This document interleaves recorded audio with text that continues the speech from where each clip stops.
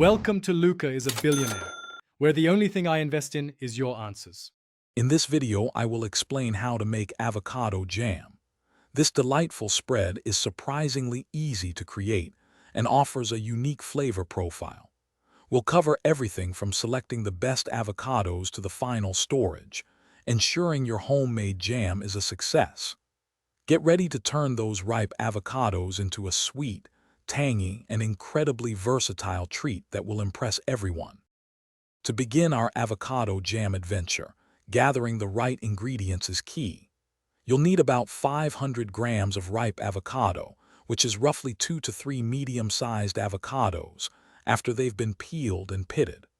We'll also use 250 grams of granulated sugar, which is half the weight of the avocado, and the juice of 1 lemon.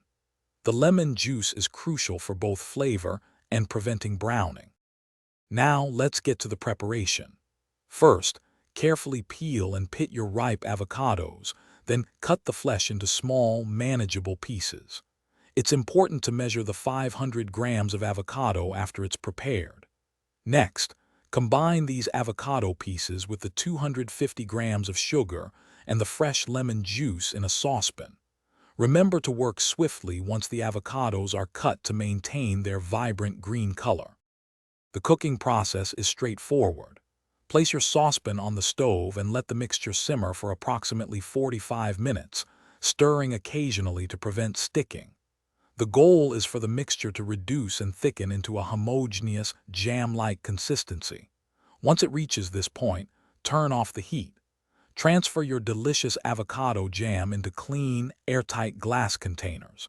It will keep well in the refrigerator for up to 2 weeks, ready to enjoy.